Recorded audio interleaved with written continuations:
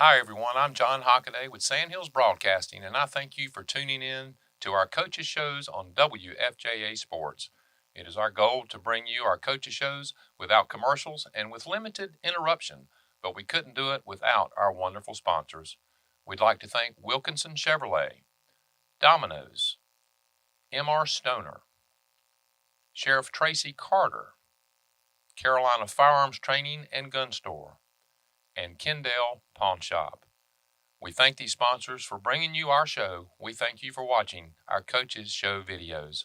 Now back to the show. And welcome back once again to the Yellow Jacket pregame show. I'm your host, Keith Womack, and as promised, head coach Steve Bordeaux here with us. Coach, thanks for being with us tonight. Yeah, thanks for having me. Any Tuesday at this point we get to do this, we did something special. That's right. We hope we get a couple more. Yes, sir. But only time will tell. And, of course, we're certainly going to be full in behind the Jackets as they get ready to take on Cleveland in the second round of the State 3A playoffs. Technically, based on last year, this would be the third round because the North Carolina High School Athletic Association chose to not have quite as many teams. So the tournament's going to be, or the championship is going to be shortened just a little bit. But, Coach, last week, you can't win them all unless you win the first one. Right. J.H. Rose, Yellow Jackets, by virtue of draw, had to travel down to Greenville, North Carolina, to take on Greenville Rose.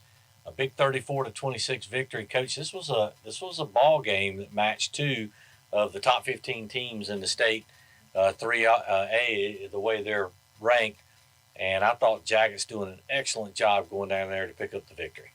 Yeah, I think I first appreciate all the fans that went down there and supported us. I think we had a really good crowd on the away side, and it was the first time we really had a big away game. Really since I've coached here. We've been very fortunate to have a lot of our big games at home.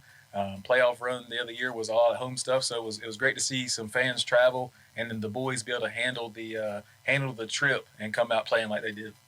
Well, Coach, I know the game ended up being a lot closer than most people realize, probably too close for your comfort. But I really felt like the Jackets had control of that game. But we got to talk about how the game started because right off the bat, a 60-yard touchdown pass to Kevin Hamilton, who with Greenville Rose, excellent football player. Nice little hitch move, nice pump fake by the quarterback.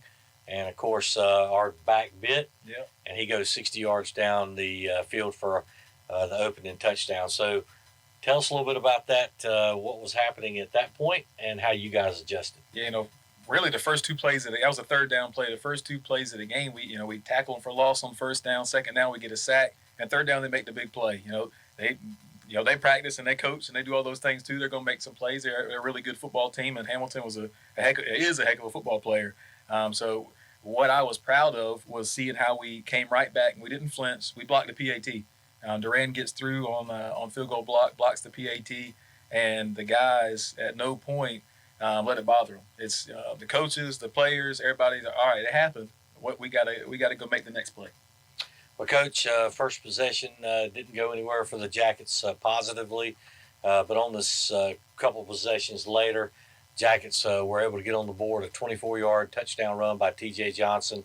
And, Coach, on that particular play, I know a lot of things that do not go in the stat books, but I noticed watching some game film, it was, I believe, Tyreek McKendall who threw a key block right there about the 5-yard line to free him up to get to the pylon. Yeah, Tyreek got the one that got him in the end zone, but Eli and Jackson made really good blocks to get him that far. Offensive line got him the first few yards is what we talk about, and then the receivers is what gets those long runs to happen. And our receivers, Coach Lett and Coach Thompson get on their butts about blocking, and they did a great job.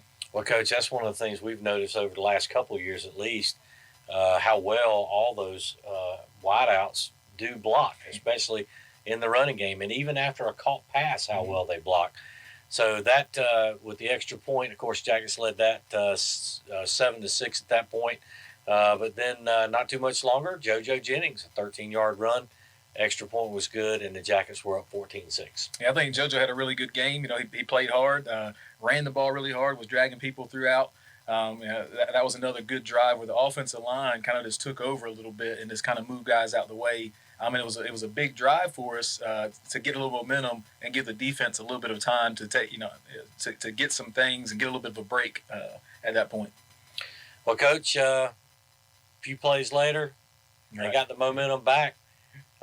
Greenville Rose ended up scoring with about 4:26 remaining in the half. Extra point was no good because they went for two.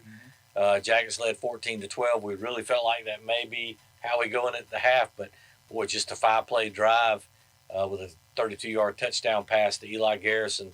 Extra point was no good, but the Jackets go to the break up 20-12. Yeah, we got the ball back with a little over a minute left, I think, and one timeout. Defense did a great job giving us good field position. We affected their punt, and it wasn't as good as the punter typically kicked it. So we got the ball in decent field position, a couple plays, and then Will made a great play moving to his right and finding Eli, who ran a great route and finished it getting in the end zone. Well, Coach, if I'm not mistaken, we received the kickoff to start the second half, didn't do anything with it. Rose goes down and scores on another pass to Hamilton, a 14-yarder this time. This was at the 8:42 mark of the third quarter. And, of course, with the extra point, they pulled back within 2. So now we've got a close game again. But, boy, the rest of the third quarter was all Yellow Jackets. Yeah, I think the third quarter was Will did a fantastic job of running our offense. We moved Tyreek around to a couple of different spots to get him the ball. The running backs, TJ and JoJo were still pounding the thing, and we were doing a very good job of mixing in some pass and run, and some of it's RPO stuff where Will has to make a read and make a decision on which one we're going to do. And it can keep the defense off balance because they're a very good football team, and we were fortunate to have a very good third quarter. Well, we'll talk about special teams a little later, but twice Yellow Jackets had good field position on the next 2 drives, and they both resulted in touchdowns, both of them running plays by Will Patterson. Yeah. And the Jackets had a nice, comfortable 34-18 lead. Rose did come back and score early in the fourth quarter to cut the lead. But I will tell you this, I think some of the most important plays, and this is where it gets down to special teams. We were kicking it deep on the kickoffs, weren't giving them very good field position. In turn, we were getting good field position by virtue of that. But I thought the defense really came to play in that probably the last 2 possessions for Greenville Rose. Yeah, I think throughout the game, other than a couple big plays to Hamilton, our defense is very, very tough to move the ball on. Most teams aren't going to get the first down consistently on us. So I think when we were able to pin a team deep and get down and cover on the special teams like you talk about, it does help us. And the way they lined up on kickoff, we felt good about that. We didn't really feel great about giving number 3 extra chances to touch the ball. But the scheme that we had, that Coach Willix put together for our kickoff team, I felt really good about us going down there and covering, and we had more guys going in directions that they could block. Well, Coach, I thought a couple of big plays in this game. One was it was a bad snap, and Patterson did a great job of getting it off the deck. And then as he was scrambling out, I thought he was going to get sacked, but kind of threw off his back foot, which I know you don't teach the quarterbacks to do. But when he did that, I thought a great job by Eli Garrison to come back to the ball and then maneuver his way into the end zone. I believe that was a 37-yard touchdown. Yeah, that was right before halftime play. What I appreciate from Will is he didn't panic. The snap was a little bit low. He handled it, and he went right to – he knew where he should be looking.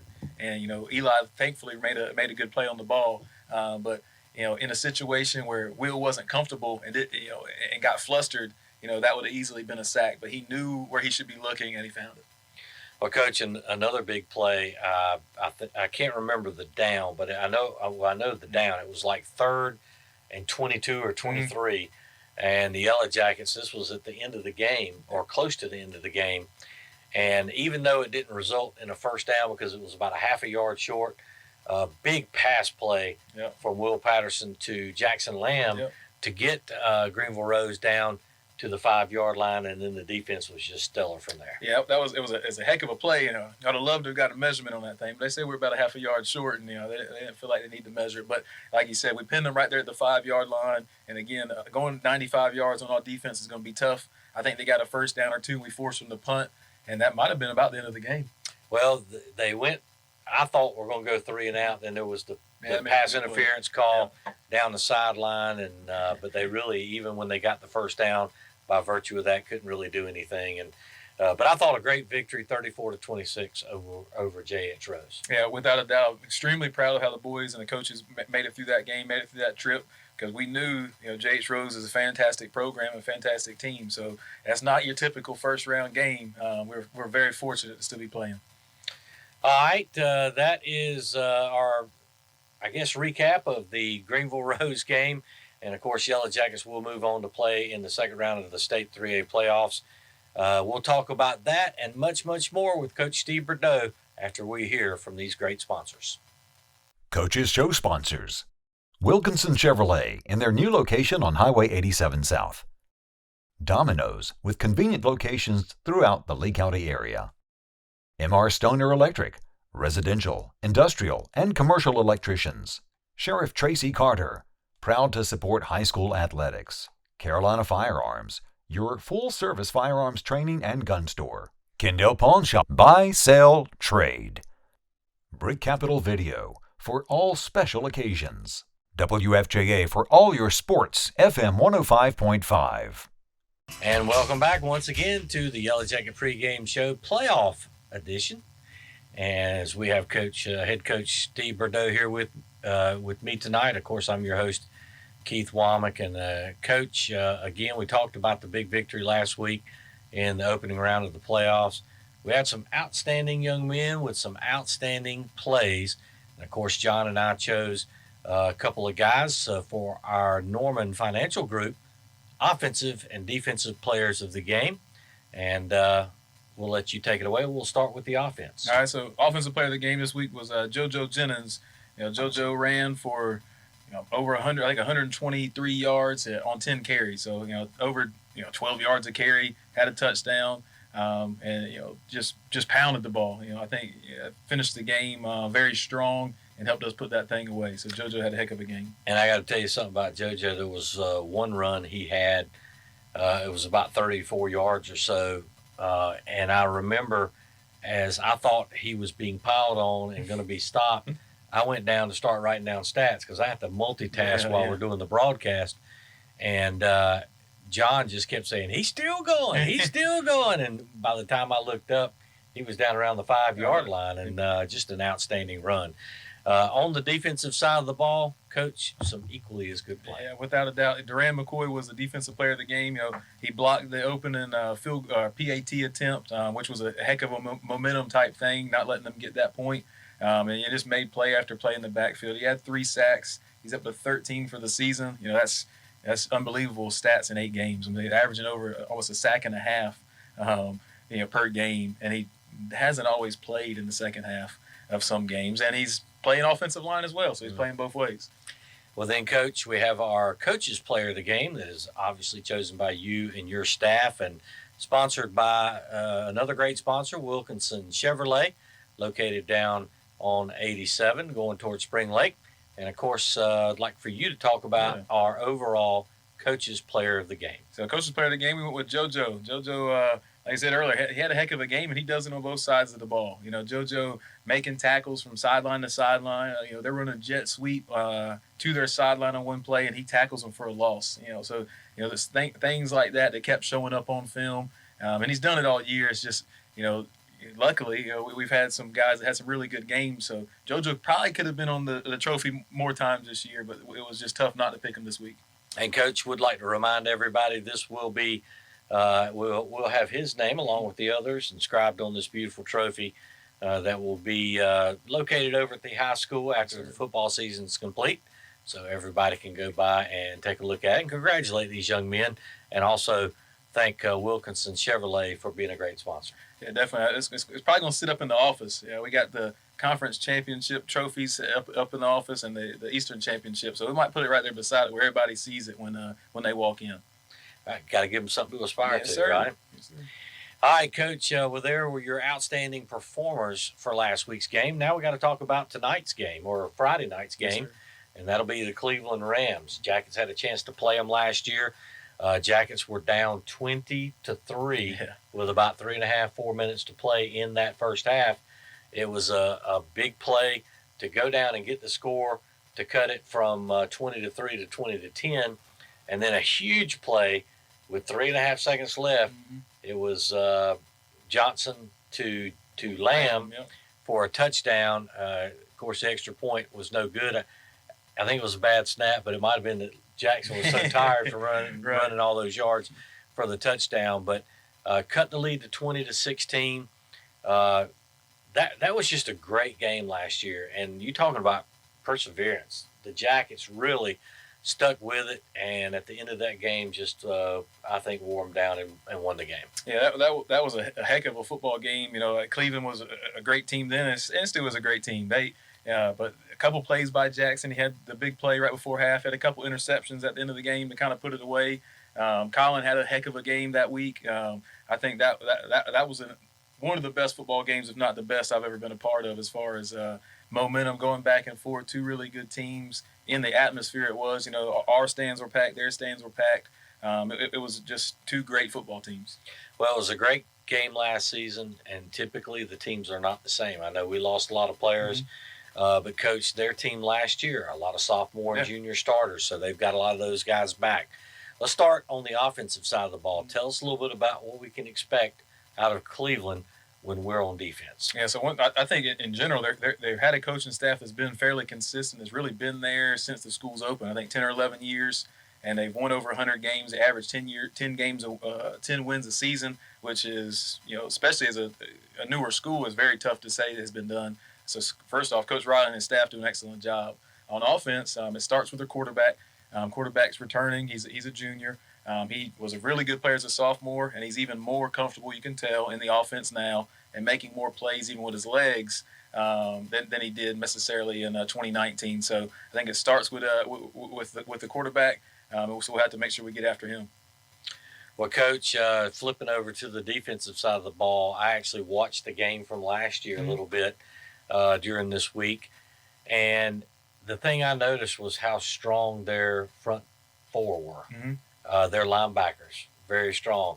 And they prevented us from doing what we wanted to in the running game last year. Yeah, so on defense, number 24, their linebacker, he's back. He had a really good game against us in 2019, and I think he's leading their team in tackles this season. So he's definitely a guy to look out for, and they do a good job of trying to stop the run. They're going to put guys around the box. They're going to bring pressure. The offensive line have to be ready. The receivers have to be ready to make plays when they get opportunity, and obviously the running backs have to run hard. Well, Coach, I know also last year we were able to put a lot of pressure on the quarterback when we were out there on defense and probably disrupted their flow offensively a little bit. We know that the kid that everybody in the world's recruiting, I've lost his name, Mario Hampton, and he is not going to be there. We assume he's not going to be available. He's been out for a couple of games, but they are still very strong. So does that change your game plan any, knowing that he may not play? Yeah, for us, we had to be prepared for anything from them. I hate it if he doesn't play it and playing. But for us, we weren't preparing for him 3-4 weeks ago. We were preparing for other teams, so we only have the team that is going to be on the field Friday is the team we're going to try to prepare for and be ready for. And they're a really good football team since the young man got hurt, and I hopefully he's healthy soon for the fall. They haven't given up a point, and they've scored like about 50 a game. So they haven't hit too many speed bumps since then. Well, Coach, speaking of that, we certainly hope the young man is going to be okay as well. But speaking of health-wise, how are the Yellow Jackets? Yeah, we're about the same we were last week. We got a couple guys that I think are still questionable that didn't play against J.H. Rose that are still on that same list. I guess day to day instead of week to week at this point. I hope a couple of them can play that didn't, but the guys that are dressed in Lee County, the white uniforms with gold pants, will get after it on Friday. Well, Coach, just a real quick segment. We've gone through most of your players this year, but we do want to talk about the special teams a little more. We talked about Kennedy and the great job he's done coming in for Trey Underwood this year. Coach, tell us a little bit about your long snapper, your snapper for extra points and field goals, and your placeholder. Because those guys obviously have a vital role in your scheme every week as well. Yeah, definitely so. So Landon Johnson, short snaps for us for our field goals, and he punts. He's outstanding at snapping. He's done a really, really good job at punting. It's one of those things where we're looking around at practice, and one day the guys were kind of messing around, and he's just booming some punts. And it's like, all right, well, we might see if he can do that with some guys running at him. And it kind of went from there. And Landon's done a great job throughout the season. Punt is my least favorite play that we run, and hopefully we don't run it much. But when we do it, we always want to be very good at it, and we're fortunate to be. Mark Schlesinger has been long snapping for us on punt. Played JV quarterback, has moved up, and he's really good at it. And after he snaps it, he's a threat to go make the tackle for us on our punt team. On field goals, when Landon does snap it on field goal, he's snapping to Eli, and Eli's done a great job of getting the ball down and managing that team. Sometimes on special teams, we line up in some funky formations on field goal, and we're able to do that because guys like Eli, Tyreek, Jackson, and JoJo, all those guys that have multiple skill sets, give us some options on those plays. Well, they've certainly been superb this year, as have the Yellow Jackets right now. A perfect 8-0, and hopefully going to try to make it 9-0 Yes, sir. coming Friday night as they get ready to take on Cleveland. Coach, real quick, tell our listeners anything that you can tell them about tickets. I know sometimes we order them online. Mm-hmm. Sometimes you just have to show up at the gate.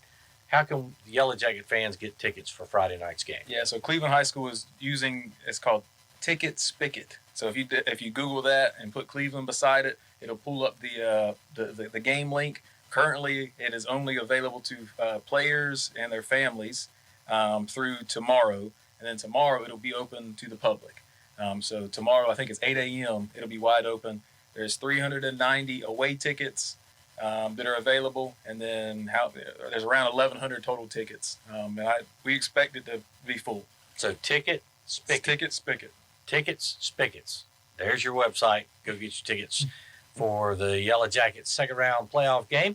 We're going to take a quick short break and hear from our Coaches Show sponsors. We'll be back after these messages. Coaches Show sponsors: Wilkinson Chevrolet in their new location on Highway 87 South. Domino's with convenient locations throughout the Lee County area. M.R. Stoner Electric, residential, industrial, and commercial electricians. Sheriff Tracy Carter, proud to support high school athletics. Carolina Firearms, your full-service firearms training and gun store. Kendall Pawn Shop, buy, sell, trade. Brick Capital Video, for all special occasions. WFJA for all your sports, FM 105.5.